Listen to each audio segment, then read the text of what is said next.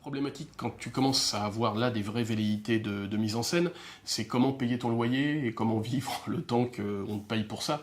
Et là commence une espèce de parcours du combattant où voilà, j'écris des scénarios de court-métrage, j'essaie de les faire financer, mais à côté de ça, il faut que je bouffe. Là, je rencontre des gens, notamment un scénariste qui travaillait sur H, un garçon qui s'appelle Jean-Paul Batani, qui fait des scénarios de comédie là maintenant pour le cinéma, et avec qui je sympathise, et qui m'emmène sur Caméra Café ou des choses comme ça, et ce qui me permet de faire à l'écriture des petits modules. Pas beaucoup, hein. Caméra Café, je fais un épisode, mais à l'époque, on me donne 5000 francs pour le truc. Donc, moi, ça paye mon loyer pendant deux mois.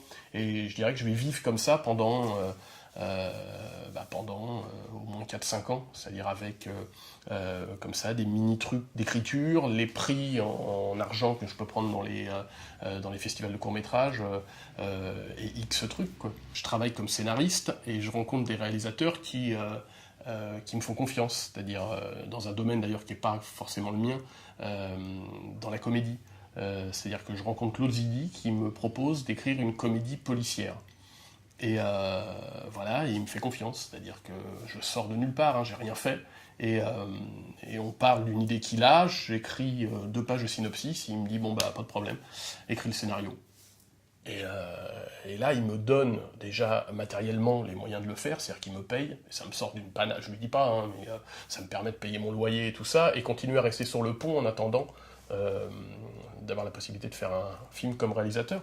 Et voilà, et le fait que lui me fasse confiance, ça déclenche ça me donne du crédit, c'est-à-dire par rapport à d'autres personnes et tout ça.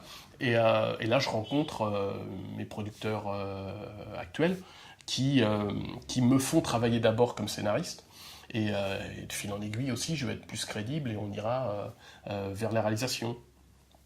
Et en parallèle de ça, je rencontre aussi un garçon qui est très important, qui s'appelle Eric Gielman, qui, même si j'ai fait des comédies qui sont des courts-métrages qui sont un peu dans la comédie, accepte que je développe autre chose, parce que ma vraie envie, elle n'est pas dans la comédie, elle est plus dans ce que je fais là, dans le thriller. Et il accepte, voilà, que je lui fasse lire des choses, et un jour, il m'optionne ce qui va être pour elle avec mon co-scénariste Guillaume Lemont.